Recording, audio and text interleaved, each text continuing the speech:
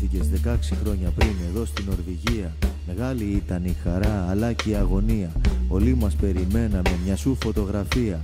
Γεννήθηκες 16 χρόνια πριν εδώ στην Νορβηγία.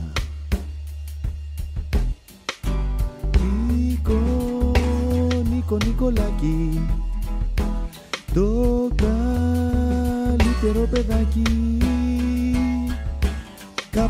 Κάποτε ήσουν αμοράκι. Κάποτε ήσουν αμοράκι. Κοίτα που έγινες αντράκι. Θυμάμαι που ήσουν μωρό με το ξανθό μαλάκι. Και ερχόσουν σπίτι στη γιαγιά να πάμε για μπανάκι. Σου άρεσε το παγωτό αλλά και το σουβλάκι. Και όμως δεν σε χάλαγε και ένα ντολμαδάκι.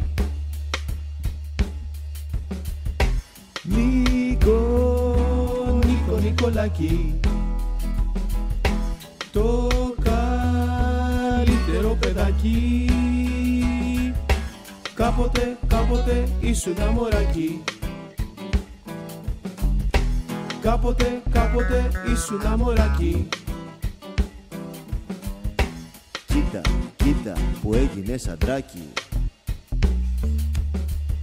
Καράτε άρχισες νωρίς, στις ζώνες καταχτούσες. Μας ίσπησινες στις βαθιές αψάρι κολυμπούσες.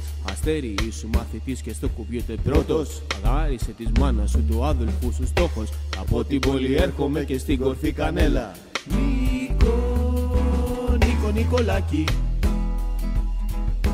το καλύτερο παιδάκι.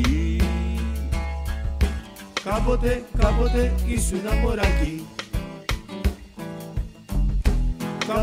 Κάποτε ήσουν αμοράκι. Κοίτα που έγινες αντράκι.